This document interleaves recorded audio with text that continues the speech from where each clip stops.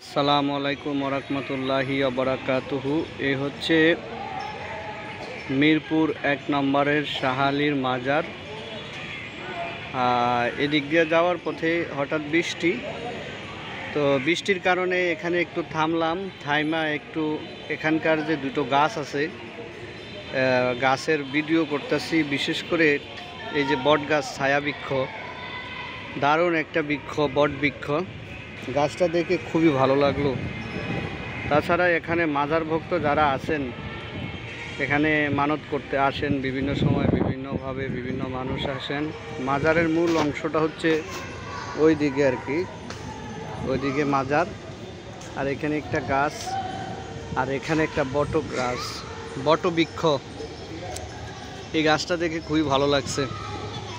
তো আপনারা যারা গ্রামের এলাকায় থাকেন, বিশেষ করে যারা তরুণ প্রজন্ম বা যারা গাছকে ভালোবাসেন, তারা গাছকে ভালোবেসে বিভিন্ন জায়গায় এরকম বটবৃক্ষ লাগাবেন। বট গাছ লাগালে মানুষের ছায়া পাবে এবং কি পাখি এই বট গাছ থেকে খাবার পাবে। আমাদের বিশেষ করে লালমাই পাহাড়ে অনেক জমি পড়ে আছে। আমারও ব্যক্তিগতভাবে একটা উদ্যোগ আছে, আমরা ভবিষ্যতে সময় পেলে এই কাজগুলো করব। বিভিন্ন জায়গা থেকে বট গাছের চারা সংগ্রহ করে লালমাই পাহাড়ে লাগাবো। এটা হচ্ছে সেই মাজার আর কি। এদিক দিয়ে যাওয়ার পথে ভাবলাম একটু মাজারটা একটু দেখে যাই।